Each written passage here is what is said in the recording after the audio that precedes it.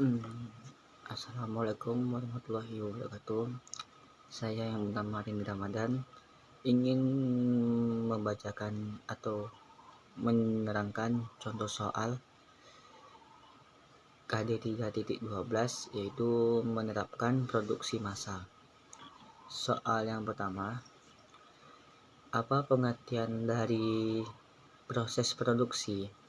Jawabannya, proses produksi adalah suatu kegiatan yang menggabungkan berbagai faktor produksi yang ada dalam upaya menciptakan suatu produk, baik itu barang atau jasa yang memiliki manfaat bagi konsumen. Yang soal yang kedua, apa saja karakteristiknya berdasarkan proses, sifat, dan jangka waktunya? Jawabannya adalah yang pertama, berdasarkan proses. Produksi langsung, kegiatan ini mencakup produksi primer dan produksi sekunder. Yang kedua, berdasarkan sifat produksi. Proses ekstraktif yaitu kegiatan produksi dengan mengambil produk secara langsung dari alam. Yang ketiga, berdasarkan jangka waktu produksi.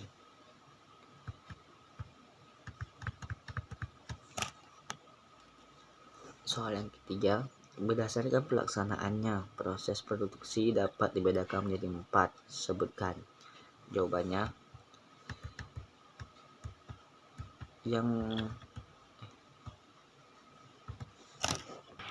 kita ganti soal yang ketiga.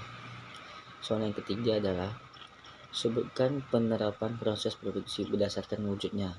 Jawabannya, yang pertama, proses produksi kimiawi. Yang kedua, proses produksi modifikasi. Yang ketiga, proses produksi assembling. Yang keempat, proses produksi transportasi. Yang kelima, proses produksi jasa administrasi. Soal yang keempat, sebutkan tujuan proses produksi.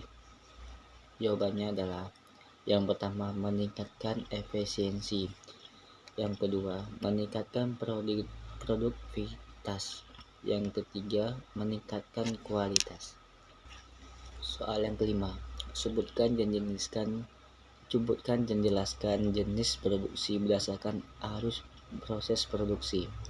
Jawabannya, yang pertama, proses produksi terus-menerus adalah pada proses produksi di sini arus produksi dari satu operasi ke operasi berikutnya berjalan tanpa jeda sehingga tidak terjadi penumpulan produk pada suatu titik tertentu. Untuk dua, proses produksi terputus-putus.